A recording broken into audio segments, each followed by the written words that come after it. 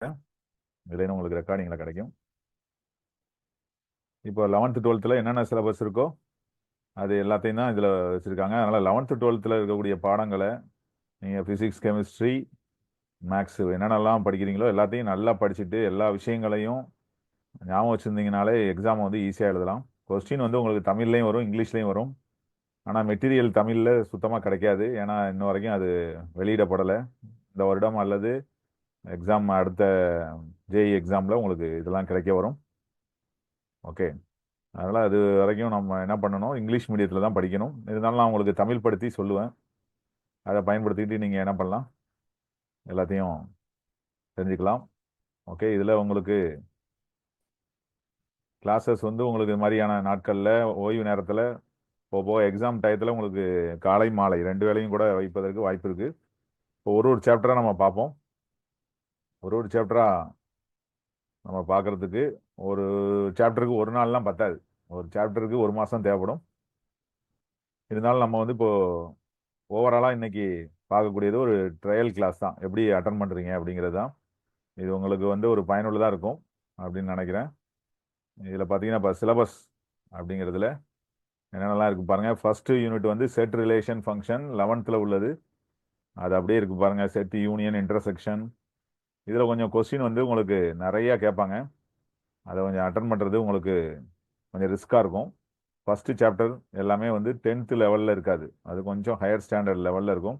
இதில் வெறும் மேக்ஸ் மட்டுமே கேட்பாங்க அப்படின்னு நம்ம எதிர்பார்க்க முடியாது. அதாவது செட்டில் உள்ள பகுதிகளை மட்டும் கேட்பாங்கன்னு சொல்ல முடியாது. எக்ஸ்ட்ராவாக என்ன கேட்பாங்கன்னா நிறைய அட்வான்ஸ்டாக வேறு சாப்டரில் உள்ள அப்ளிகேஷனும் கேட்பாங்க. அதனால் வெறும் செட்டு, யூனியனு, இன்டர்செக்ஷனு இதை மட்டும் படிச்சுட்டு போய் நம்ம எழுதலாம் அப்படின்னு நினைக்க முடியாது. ஓகே, அதனால் எல்லாத்தையும் நம்ம வந்து என்ன பண்ணணும், படிக்கணும். இப்போ இதில்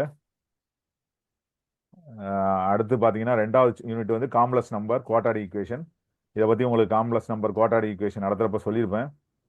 அதில் பார்த்தீங்கன்னா உங்களுக்கு காம்ப்ளெக்ஸ் நம்பர் நமக்கு இருக்கக்கூடிய அந்த கலப்பெண்கள் பாடத்தில் இருக்கக்கூடிய அனைத்து பகுதிகளுமே அதில் இருக்குது. அதனால் அது வந்து ரொம்ப ஈஸி தான். அது உங்களுக்கு கலப்பெண்கள் பாடத்தில் இருக்கக்கூடிய என்னென்ன பாருங்கள், ஆர்டர், பேர், ரெப்ரசன்டேஷன், காம்ப்ளெக்ஸ் நம்பர், A+IB கொஞ்சம் கொஞ்சம் மாடிஃபை பண்ணியிருப்பாங்க. வருஷம் மாற்றத்துக்கு உட்பட்டது. இந்த வருஷம் என்னென்ன புதுசாக ஆட் பண்ணியிருக்காங்க அப்படிங்கிறது நம்ம போக பார்க்கலாம். அடுத்தது பாருங்கள், இருபடி சமன்பாடு குவாட்ராடிக் ஈக்குவேஷன் இருக்குது. Real and complex. அதில் வந்து ரூட்ஸ் வந்து அன்ரியல்னு சொல்லுவோம் நம்ம. அதாவது மூலங்கள் மெய்யற்றவை அப்படின்னு சொல்லுவோம். அதெல்லாம் கூட இதில் என்ன ஆகும்னா மூலங்கள் மெய்யற்றவை அப்படிங்கிறது கூட இதில் நமக்கு கேட்பதற்கு வாய்ப்பு இருக்குது. அதனால் மெய்யற்ற மூலங்கள்லாம் அப்படியே விட்டுறக்கூடாது. ரூட்ஸ் ஆர் அன்ரியல்னா அது காம்ப்ளெக்ஸ் ரூட்டு, அதாவது கலப்பெண்கள் மூலத்தில் என்னென்னலாம் கிடைக்குது அப்படிங்கிறதெல்லாம் நம்ம சொல்லணும். Okay, right. அதனால் கணக்குகளை வந்து நம்ம அதாவது ஒரு நோக்கத்தில் பார்த்துருப்போம். அது இல்லாமல் இப்போ என்னென்னா எக்ஸ்ட்ராவாகவும் உங்களுக்கு கேட்கப்படும். ஓகே, அடுத்தது பாருங்கள். இந்த கிளிக்கும் இல்லை. வேற என்ன நமக்கு தேவைப்படுது அப்படின்னு பார்த்தீங்கன்னா,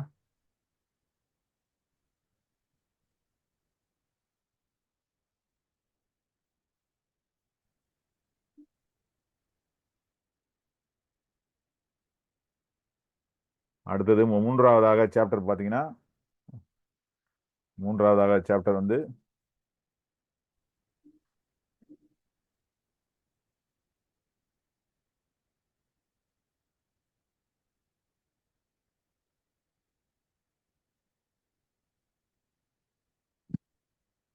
இது கொஞ்சம் நாளாச்சு இல்லை, அதனால் எடுக்கிறப்ப கொஞ்சம் இதாக இருக்குது.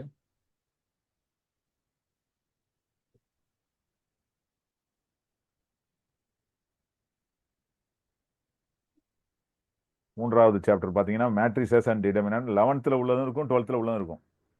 மொத்தமாக பார்த்தீங்கன்னா 2 சாப்டர் இருக்குது. 11th உள்ள மேட்ரிக்ஸும் வரும், 12th உள்ள மேட்ரிக்ஸும் வரும். ரெண்டுமே உங்களுக்கு கிடைக்கும். அதே மாதிரி இதில் 2 பகுதிகள் இருக்குது. ஒன்று வந்து 11th உள்ளது வந்து பார்த்தீங்கன்னா எப்படி இருக்கும், மேட்ரிக்ஸு, டிட்டர்மினன்ட், அதை பற்றிய அடிப்படை விஷயங்கள் தான் இருக்கும். ஆனால் 12th இருக்கக்கூடிய இதில் பாருங்கள் என்னென்னலாம் இருக்குன்னு. 12th வந்து இன்வர்ஸ் இருக்குது பாருங்கள். அதாவது நேர்மாறு அணி காணல், அட்ஜாயிண்ட், இன்வர்ஸு. அப்புறம் தீர்வு காணும் முறையில் பாருங்கள் ஒரே ஒரு மெத்தட் தான் இருக்கும்.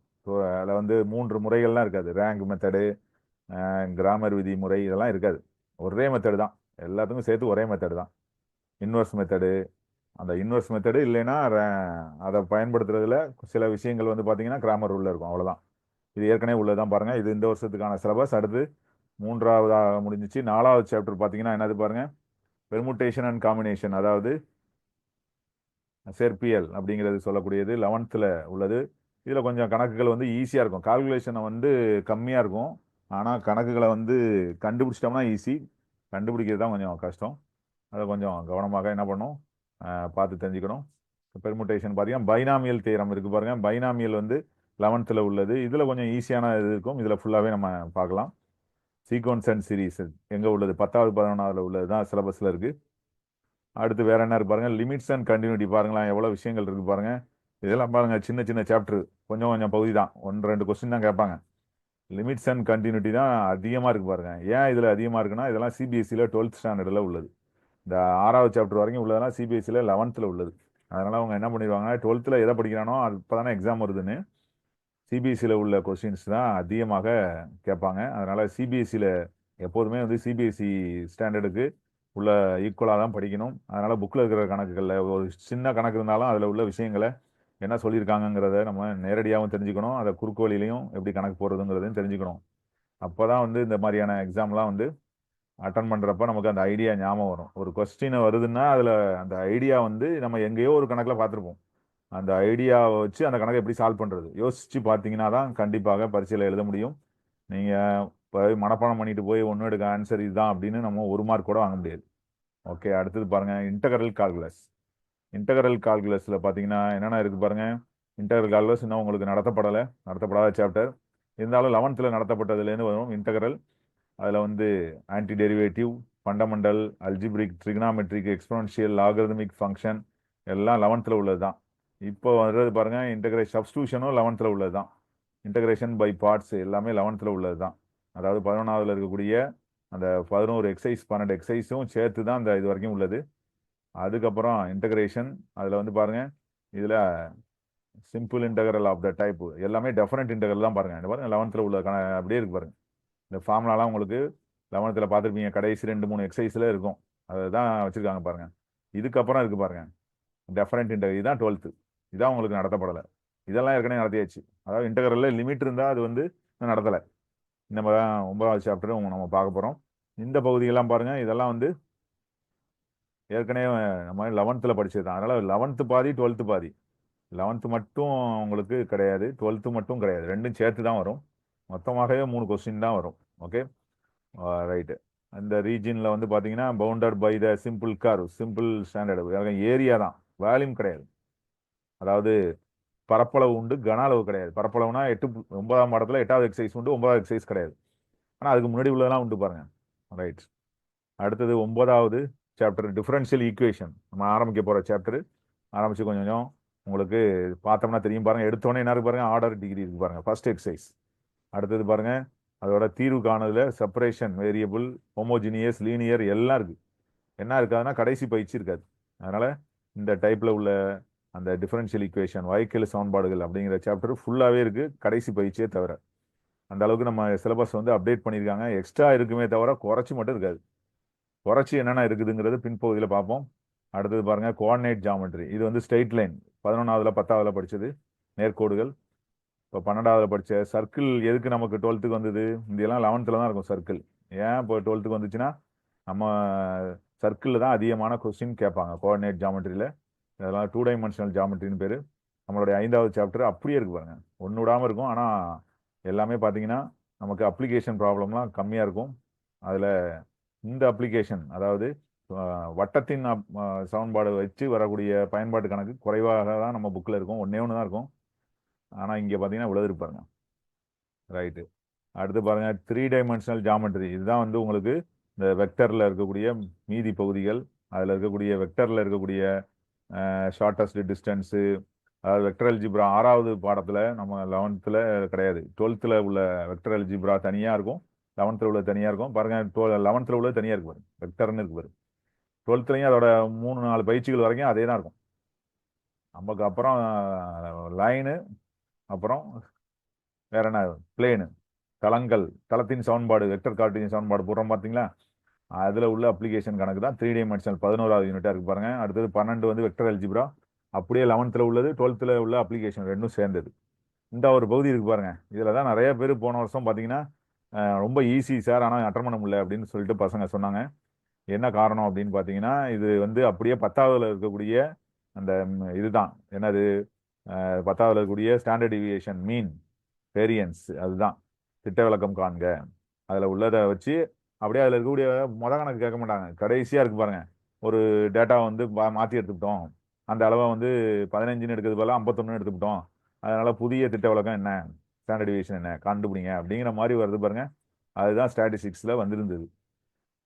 அதே மாதிரி சராசரியில் 2 நம்பர் மிஸ் ஆகிருக்கும், அந்த சராசரியை வந்து நீங்கள் என்ன பண்ணணும், அந்த 2 நம்பரையும் கண்டுபிடிக்கணும், அதை வச்சு மற்றதையும் கண்டுபிடிக்கணுங்கிற மாதிரி உள்ளது தான் வருது. ஓகே, அடுத்து பாருங்க ப்ராபபிலிட்டி, நிகழ்தகவு அப்படிங்கிற பகுதியில் பார்த்தீங்கன்னா நிகழ்தகவு. அடுத்து பாருங்க பிசிக்ஸ் கெமிஸ்ட்ரிலாம் இருக்குது. லாஸ்ட் யூனிட் பாருங்க குறைச்சிட்டாங்க. 14 வந்து ட்ரிகனாமெட்ரி தான், ஒரே வரி தான் பாருங்க, ட்ரிகனாமெட்ரி ஐடென்டிஸ், இன்வெர்ஸ் ட்ரிகனாமெட்ரி. பரவாயில்ல, சின்ன சாப்டராக இருக்கான்னு நினைக்க முடியாது. 11th உள்ள அனைத்தும் வரும், 12th உள்ள அனைத்தும் வரும். இதில் நிறைய பகுதிகளை டெலீட் பண்ணிட்டாங்க. ட்ரையாங்கிள் ப்ராப்பர்ட்டிஸ் இதெல்லாம் டெலீட் பண்ணிட்டாங்க. இதை மாதிரி நிறைய பகுதிகள் வந்து உங்களுக்கு டெலீட் பண்ணப்பட்டிருக்குது. 15 சாப்டர் இருந்தது, இப்போ ஒரு சில சாப்டர் எடுத்துட்டாங்க. என்ன சாப்டர்னு சொல்ல முடியுமா? இதெல்லாம் வந்து உங்களுக்கு ஏற்கனவே உள்ளது தான். என்ன சாப்டர் இல்லை அப்படின்னா 12வது சாப்டர் அந்த இருக்கக்கூடிய அந்த பகுதி கிடையாது பாருங்க. 12 சுத்தமாக இல்லை பார்த்தீங்களா? 12வது இந்த ரீசனிங் அபிலிட்டி அப்படிங்கிற பாடம் வந்துச்சு. அந்த பாடங்கள் போயிடுச்சு. PQ அண்ட் ஆர் கேட்டு நேண்டு கேட்டு இந்த பகுதிகள்லாம் போச்சு. அதெல்லாம் வந்து இருந்தது. அதெல்லாம் இருந்துச்சுன்னா ஈஸியாக இருந்துச்சு. இப்போ இதெல்லாம் போச்சு. வேற என்ன அப்படின்னா ப்ராபிலிட்டியை பாருங்களேன், ரொம்ப குறைவாக இருக்குது. பேஸ் தியரம் ப்ராபிலிட்டி டிஸ்ட்ரிபியூஷன் மட்டும் தான் இருக்கு பாரு. அதில் என்ன இல்லை, அதில் ஒரு டைப் ஆஃப் டிஸ்ட்ரிபியூஷன் தான். கண்டினியூஸ் ரேண்டம் வேரியபிள் இன்டகிரேஷன் உள்ள கணக்குகளே நமக்கு 11th 12th இருக்கும், அது எதுவுமே கிடையாது. அதனால அதுவும் போயிடுச்சு பாருங்க, அதுவும் இல்லை. நிறைய விஷயங்கள் வந்து இதுல டெலீட் செய்யப்பட்டிருக்கு நியூ சிலபஸ்ல. இந்த வருடம் தேர்வுக்கு போன வருஷத்துலேருந்து இந்த வருஷத்துக்கு என்னென்ன கூட குறைச்சிருக்குது அப்படிங்கிறத உங்களுக்கு நான் டீட்டெயில் அனுப்பிவிடுறேன். போன வருஷம் தான் டெலீட் பண்ணப்பட்டது, இப்போ நான் சொன்னதெல்லாம். இப்போ ரீசெண்டாகவும் ஏதாவது சின்ன சின்ன பகுதிகள் டெலீட் பண்ணியிருப்பாங்க. கொஞ்சம் கொஞ்சமாக குறைச்சிக்கிட்டே வராங்க சிலபஸ் நம்ம பாடப்புத்தகத்தில். அதை விட அதிகமான விஷயங்கள் இருக்கு. எல்லாத்தையும் படித்து தெரிஞ்சுக்கிட்டிங்கன்னா எல்லாம் நமக்கு யூஸ்ஃபுல்லாக இருக்கும். ஓகே, இப்போ இன்னைக்கு கிளாஸில் நம்ம ஏதாவது ஒரு கணக்குகளை பார்ப்போம். அடுத்தடுத்த கிளாஸுக்கு போகிறதுக்கு முன்னாடி கொஸ்டின்னா என்ன, கொஸ்டின் வந்து எவ்வளோ ஈஸியாக இருக்கும் அப்படிங்கிறத தெரிஞ்சுக்கிறதுக்கு நிறைய விஷயங்கள் சொல்லலாம். தமிழில் கொஸ்டின் வந்து டிரான்ஸ்லேட் பண்ணி தான் நம்ம எழுதிக்கணும். அதனால் தமிழில் கொஸ்டின் கிடைக்கிறதுக்கு வாய்ப்பு குறைவு தான். இருந்தாலும் நான் உங்களுக்கு தமிழில் உள்ள கொஸ்டினை வந்து டிரான்ஸ்லேட் பண்ணி எழுதி உங்களுக்கு நடத்துகிற மாதிரி தான் இருக்குது. ஓகே, அதனால் இப்போ பார்ப்போம். தமிழில் கொஸ்டினில் ஏதாவது 1-2 விஷயங்கள் நம்ம தெரிஞ்சுக்குவோம். ரைட்டு,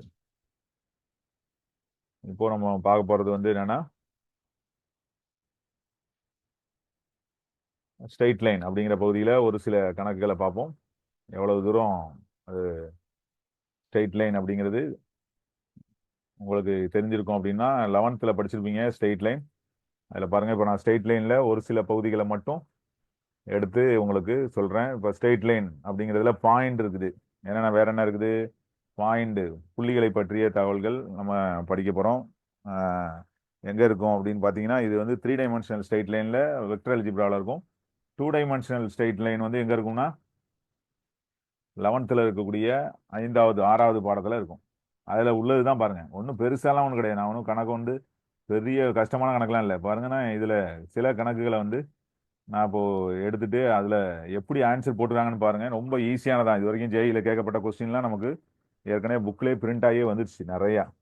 இருந்தாலும் ஒரு சில கொஸ்டினை வந்து நம்ம பார்த்தோன்னே இதில் வந்து கண்டுபிடிக்கலாம். ஃபர்ஸ்ட் கொஸ்டின் பாருங்க, இந்த பாயிண்ட் A,B A² AB அதுவும் இருக்குது, எதுவும் இருக்குது, A² ABயும் இருக்குது. A² AB இவைகள் வந்து என்னன்னு சொல்லியிருக்காங்க, ஆர். இவைகள்லாம் என்ன, இவைகள் என்ன அப்படின்னு கேட்டுறாங்க. ஓகே, இவைகள் என்ன பண்ணுது? ஃபர்ஸ்ட் ஆப்ஷன் வந்து என்ன? First option collinear. First option collinear, அதாவது என்ன சொல்லியிருக்காங்க, கோலினியர்னா ஒரு கோடு அமைந்தவை, ஒரு கோடு அமைந்தவை, ஒரே கோட்டில் இருக்குது. செகண்ட் ஆப்ஷன் என்ன சொல்லியிருக்கிறாங்க, இவைகள் வந்து ஒரு முக்கோணத்தின் vertices of rectangle. Vertices of rectangle. ரெக்டாங்கிள்னா என்னது? ரெக்டாங்கிள்னா அவைகள் ஒரு செவ்வகத்தை அமைக்கும். 4 பக்கம் இருக்குல்ல, 4 புள்ளிகள் இருக்கு. செவ்வகம். 3 என்ன கொடுத்துருக்காங்க? மூன்றாவது வெர்டிசஸ் ஆஃப் பேரலகிராம். பேரலகிராம்னாலும் இதுக்கு ஆன்சர் இருப்பதற்கு வாய்ப்பு குறைவு தான். ஏன்னு சொல்லுங்க?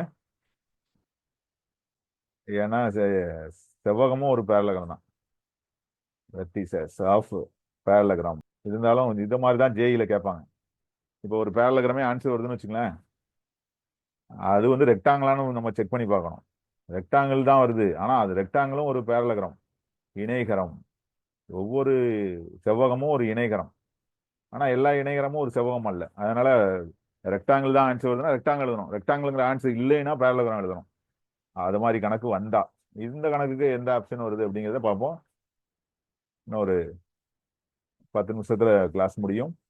அடுத்தது வந்து இது வந்து ட்ரையல் கிளாஸ் தான். ஓகே, நன், இவைகள் ஏதும் இல்லை, இவை அல்ல. இந்த கிளாஸ்ல நம்ம எழுதக்கூடிய இந்த கணக்குகளோட பிடிஎஃப் வந்து உங்களுக்கு குரூப்ல அனுப்பப்படும். இன்னைக்கு கொஞ்சம் சரியில்லாம இருக்குது. அடுத்தடுத்த கிளாஸ்ல உங்களுக்கு ரெடியா கொஸ்டின்லாம் ரெடி பண்ணி வச்சிருவேன். இன்னைக்கு வந்து நம்ம யூடியூப் லைவ்ல போடுறதுக்காக பிளான் பண்ணது, அது எடுக்காதனால இப்போ தற்பொழுது இதுல பார்த்துட்டு இருக்கிறோம். ஓகே, இப்போ இது பாருங்க. இப்போ இதுக்கு ஒரு கிராஃப் வரைஞ்சிங்கன்னா இதுக்கு சரியாயிடும் உங்களுக்கு. கிராஃப் வரைஞ்சி ஒரு பாயிண்ட பார்த்தீங்கனாலே தெரிஞ்சு போயிடும். இதுக்கு தேவை வந்து கிராஃப் தெரியணும். கிராஃப் வரைகிறதுக்கு தெரியணும், அவ்வளவுதான், வேற ஒன்றும் இல்லை. எப்படி இப்போ ஒரு கிராஃப் வரையும் பாருங்க. கிராஃப், இந்த கிராஃப்ல வந்து நமக்கு என்னென்ன புள்ளிகள் குறிக்க போறோம் பாருங்க. கிராஃப்ல இதுதான் ஆதி புள்ளி, இது எக்ஸ் அச்சு, இது ஒய் அச்சு. இப்போ ஏக்கமா பின்னு ஒரு புள்ளி குறிக்கிறோம்னா, அது ஏக்கமா பின்னு ஒரு புள்ளி குறிக்கிறோம்னா அது இங்க இருக்குன்னு வச்சுங்க, ரெண்டுமே பிளஸ். ஓகே, இது ஏக்கமா பி. மைனஸ் ஏக்கமா மைனஸ் பி எங்க இருக்கும்னா அப்படியே இது ஏன்னா மைனஸ் ஏ அதே அளவு தூரத்துல நெகட்டிவ் சைடில் இருக்கும். பிங்கிறது இங்க இருக்குன்னு வச்சுங்க, நெகட்டிவ் பிங்கிறது இந்த பக்கம் இருக்கும். அப்போ அந்த புள்ளி எங்க இருக்கோ அதே மாதிரி தான் இந்த புள்ளியும் இந்த கோஆர்டினேட்ல இருக்கும். அதனால கண்டிப்பாக இவைகள் வந்து எது வழியாக செல்லும்னா ஒரு நேர்கோட்டு வழியாக செல்லும் அப்படிங்கிறத இதுல இருந்தே கண்டுபிடிச்சிடலாம். இல்லை என்ன அது நீங்க பாட்டில் படம் வரைஞ்சி போட்டீங்க, நான் பரிசையில் எப்படி படம் வரைஞ்சி பார்க்கறது அப்படின்னு நினைச்சீங்கன்னா என்ன பண்றீங்க, இவைகளை வந்து ஒரு ஏரியா ஆஃப் ட்ரையாங்கிள் போடுங்க. ஏரியா ஆஃப் ட்ரையாங்கிள் 3 புள்ளி எடுத்துங்க. முக்கோணத்தின் பரப்பு. முக்கோணத்தின் பரப்பு 10வது போடுறதே போடுங்களேன். x1 y1 ஏபி எடுத்துங்க, மைனஸ் ஏ மைனஸ் பி எடுத்துங்க, 0 0 போடுங்க. மறுபடியும் ஏபி வருமா? மறுபடியும் ஏபி வரும். குறுக்க பெருக்கி பாருங்க என்ன வரும். 10வது போட்ட மாதிரி போட்டிங்கன்னா, 10வது போட்ட மாதிரி அதே மாதிரியே போட்டிங்கன்னா நம்ம அதை கொஞ்சம் தெளிவாக எழுதுறேன். ஓகே, 0 0 ஏபி மறுபடியும் போடுறேன். அதனால இப்போ பெருக்கி பாருங்க. ஏபி மைனஸ் ஏபி, அப்புறம் உள்ளதெல்லாம் 0 ஆயிடுது, அப்புறம் உள்ளதும் 0 ஆயிடுது. 3 இந்த பக்கம் பாருங்க, மைனஸுக்கு அப்புறம் மைனஸ் ஏபி தான் வருது. மைனஸ் ஏபி தான் வருது. அதனால மொத்தத்தில் பார்த்தீங்கன்னா 0 வந்துடும். இப்போ முக்கோணத்தின் பரப்பு 0னா என்ன ஆயிடும்? அது ஒரு கோடமைந்தவை. ஓகே, இந்த ஒரு கோடமைந்தவைன்னு கொடுத்துட்டாங்க. ஒரு கோடமைந்தவையா இருந்தா என்ன அர்த்தம்? அதுதான் அதை கொடுத்துருப்பாங்க, கொலினியர். ஓகே, அப்ப இதுதான் ஆப்ஷன் ஏபி என்பன. இப்படி இருந்தா எந்த புள்ளியா இருந்தாலும் சரி, ஏபிங்கிறது எந்த நம்பரா இருந்தாலும் சரி, அதுக்கு அப்படியே மைனஸ் ஏ மைனஸ் பி எடுத்தா இந்த மாதிரி வரும் அப்படிங்கிறது இதுல இருந்து தெரிஞ்சுக்கிறோம். ஓகே, இப்போ அடுத்த கொஸ்டின் பாருங்க. உங்களுக்கு நல்ல பெரிய பெரிய கொஸ்டின்லாம் ரெடி பண்ணியிருந்தேன். டைம் வந்து போகுதுக்கு 40 நிமிஷம் தான் ஃப்ரீ. அடுத்த டைம்னா இப்போ 2வது கொஸ்டின் நம்ம போறோம். 2வது கொஸ்டின் பார்த்தீங்கன்னா என்ன வந்திருக்கு, இதே மாதிரியே மேட்ரிக்ஸ்லையும் வரும், அதையும் தெரிஞ்சுக்கணும். உங்களுக்கு இதில் நான் ஒரு 2 3 கொஸ்டின் வந்து பிடிஎஃப் அனுப்புகிறேன். அந்த ஒரு பிடிஎஃப் இருக்குல்ல, அந்த பிடிஎஃப் அனுப்புகிறேன். ஏ ஆஃப் இந்த கொஸ்டின்லாம் நீங்கள் போடலாம். அது கொஞ்சம் பெருசு, இப்போதைக்கு இதை முடிக்க முடியாது. உங்களுக்கு இன்னும் ஒரு 5 மினிட்ஸ் தான் இருக்குது. அதனால் ஒரு சின்ன கொஸ்டினாக எடுப்போம். சின்ன கொஸ்டினா என்ன பார்க்கலாம் அப்படின்னா, பாயிண்டில் வந்து வேற ஒரு புள்ளி இருக்கு பாருங்க. 2வது கொஸ்டினா நம்ம பார்க்கக்கூடியது வந்து 0,8/3 அது ஒரு புள்ளி. அடுத்தது 1,3 அடுத்து 82,30. இது வந்து என்ன? இவை வந்து ஒரு என்ன? இவை வந்து ஒரு என்னன்னு கேட்டுருக்காங்க. ஃபர்ஸ்ட் ஆப்ஷன் பாருங்க. இவை வந்து ஒரு obtuse triangle. Obtuse triangle. Obtuse ட்ரையாங்கிளை ஃபார்ம் பண்ணுது அப்படின்னா அப்டியூஸ்னா என்னது? அவை வந்து ஒரு அசம பக்க முக்கோணம். அசம பக்க முக்கோணம். நம்ம டிரான்ஸ்லேட் பண்ணி தான் படிச்சுக்கணும். ஆனா உங்களுக்கு எக்ஸாம்ல வரும். Acute triangle. Acute angled triangle. எல்லா கோணமும் குறுங்கோண முக்கோணம். அக்யூட் ஆங்கிள் ட்ரையாங்கிள், குறுங்கோண முக்கோணம். இப்போ இந்த முக்கோணம் என்ன முக்கோணம்னு கண்டுபிடிக்கணும். குறுங்கோண முக்கோணம் எப்படி கண்டுபிடிக்கிறது? வழிகள் இருக்கா? இங்கே தான் நம்ம இப்போ நம்ம போன இதை பார்த்தீங்க, படம் வரைஞ்சோம், என்னமோ பண்ணோம், போட்டாச்சு. இந்த கணக்கு வேற மாதிரி போடணும். Right angle triangle. அற்பது சாம்சங் இருக்காதீங்க, ஸ்க்ரீன்ல கிரிக்கெட் இருக்காங்க. Okay,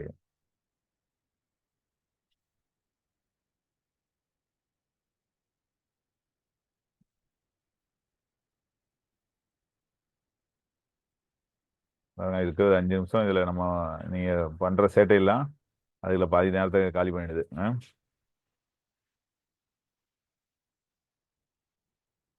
okay, acute triangle. அடுத்தது வேற என்ன? Right angle triangle. ஆனால் நம்ம கிளாஸ்ல என்ட்ரு ஆனீங்கன்னா இந்த சாம்சங்கு, ஒன் நோட்டு இது மாதிரிலாம் பேர் கொடுக்காம உங்க பேர் கொடுத்து வாங்க. அப்பதான் அட்மிட் பண்ணுவேன் அடுத்தடுத்த கிளாஸ்ல.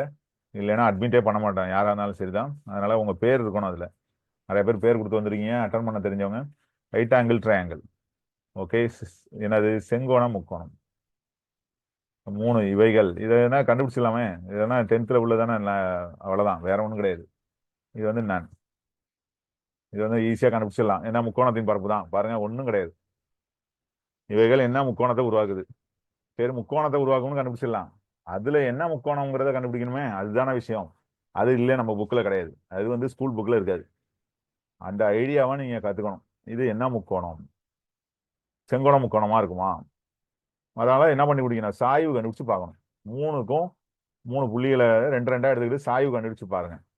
இதுல ஏதாவது ரெண்டை பெருக்கணும்னா மூணாவது வருதா, சமமா வருதா அப்படிங்கிறத பார்க்கணும். ஓகே, அந்த மாதிரி தான் கண்டுபிடிச்சு பார்க்கணுமே தவிர எடுத்தோன்னே ஆங்கிள் பிட்வீன் போட முடியுமா? ஆங்கிள் பிட்வீன் 2 பாயிண்ட் போட முடியாது. படம் வரைஞ்சோம்னா, நான் இப்போ கிராஃப் போட்டேன்னா ஈஸியா தெரிஞ்சிடும். புள்ளிகளை குறிச்சு கிராஃப் போட்டீங்கன்னா கண்டுபிடிச்சி போட்டுடலாம். ஆனா கிராஃபும் போடுறதுக்கு வாய்ப்பு இல்லை. போட்டீங்கன்னா டைம் ஆகும். அப்போ என்ன பண்ணலாம்? இதுக்கு ஸ்லோப் கண்டுபிடிச்சு போடணும். ஓகே, அதாவது சாய்வுகளை பயன்படுத்தி போட்டு பார்த்தீங்கன்னா க்ளூ கிடைக்கும். இதுதான் இதுக்கு ஷார்டஸ்ட் க்ளூ. நீங்க டைரக்டா வந்து எல்லாத்தையும் கண்டுபிடிச்சு போட்டு பார்த்தீங்கன்னா ஒரு ஆன்சரும் கிடைக்காது. ஓகேவா? அதனால இன்னும் ஒரு 2 நிமிஷம் இருக்கு, நம்ம அந்த கணக்கை முடிச்சிருவோம். இது வந்து உங்களுக்கு சொல்யூஷன் வந்து நீங்க மற்ற கணக்குகளுக்கு ட்ரை பண்ணி பாருங்க. இதுல இந்த 2 புள்ளிகளுக்கு இடைப்பட்ட சாய்வு கண்டுபிடிங்க. ஏபியின் சாய்வு, ஸ்லோப். Slope of AB. ஏபியின் சாய்வு கண்டுபிடிங்க. ஏபியின் சாய்வு கண்டுபிடிச்சிங்கன்னா என்ன வரும் பாருங்க. ஏபியின் சாய்வு என்னென்ன பாயிண்ட் இருக்கு? y2 minus y1 x1 y1 x2 y2. Formula என்னது? y2 minus y1 divided by x2 minus x1. y2 minus y1 3 minus 8/3 by x2 minus x1 1 வந்துடும். அப்போ 9 1 போயிட்டா 1/3 வருது. பாத்தீங்களா? 1/1 விட்டுறேன். அடுத்தது வேற என்ன? பிசியின் சாய்வு கண்டுபிடிக்கிறேன். பிசியின் சாய்வு, ஸ்லோப் ஆஃப் பிசி. அதே மாதிரி பாருங்க, slope of PC 30 minus 3 divided by 82 minus 1. இப்போ 27, 82ல 1 போயிட்டா 81 அடிச்சிங்கன்னா எவ்வளவு வருது பாருங்க? 1/3. ரெண்டு இது ஸ்லோப் வந்து ஈக்குவலா வருது. Slope of AB equal to slope of PC. சாய்வுகள் சமம். இது எங்க பார்த்துருக்கீங்க? 11th பார்த்துருப்பீங்க, 12th பார்த்துருப்பீங்க. 2 கோடுகள் ஒரே சாய்வு உடையவையா இருந்துச்சுன்னா அவைகள் இணையானவை. இணை, பேரலல். இவை இணையானவை. அதனால பேரலா வந்துச்சுன்னா என்ன அர்த்தம்? 2 லைன் இருக்குது, ஏபி. இதான் ஏபி. அது விட்ட இடத்துலயே 3வது லைனும் ஆரம்பிக்குது, 2வது லைன் பிசி. அப்ப ஏபிசி என்பன என்னவா இருக்கும்? ஒரே லைன்ல இருக்கும், ஒரே கோடமைவன. இவை ஒரே கோடமைவனவாக இருக்கும். ஓகே, அப்ப இதை நீங்க என்ன பண்ணிடலாம்? அக்யூட் ஆங்கிள்ங்கிறத நீங்க ஏரியா ஆஃப் ட்ரையாங்கிள் போட்டீங்கனாலும் 0 கிடைச்சிருக்கும். ஆனால் ஆன்சர் ஆப்ஷனில் இல்லையே. நீங்கள் அந்த வழியில் போனீங்கன்னா எப்படி கண்டுபிடிக்க முடியும்? அதனால் நீங்கள் அந்த வழியில் போகிறதுக்கு உங்களுக்கு தோணாது. அப்படி போயிருந்தீங்கனாலும் வந்திருக்கும். ஓகே, அதனால் இதில் 3 ஆப்ஷனும் தப்பு. எது கரெக்டு அப்படின்னா நன்னில் தான் என்ன இருக்குது, அதாவது இதில் எதுவும் அல்ல அப்படிங்கிறதுல தான் என்ன இருக்குது, அந்த ஒரே கோடமைவன அப்படிங்கிறது ஆப்ஷன் இருக்கு. ஓகே, இப்போ இந்த கிளாஸ் வந்து உங்களுக்கு இதோட முடிவடையுது. இந்த 2 கணக்கு தான் நீங்கள் பார்த்துருக்கோம். மேற்கொண்டு சில கணக்குகளை உங்களுக்கு நான் ஹோம்ஒர்க்காக பிடிஎஃப் அனுப்புகிறேன் குரூப்பில். உங்களுக்கு இந்த கிளாஸ் இதே மாதிரி கிளாஸஸ் வந்து நான் ஒரு கிளாஸுக்கு 10 கணக்காவது நம்ம பார்ப்போம். இந்த மாதிரி ஓய்வு நாட்களில் உங்களுக்கு எடுக்கப்படும், எக்ஸாம் டயத்தில் நிறைவாக எடுக்கப்படும். அனைவருக்கும் நன்றி.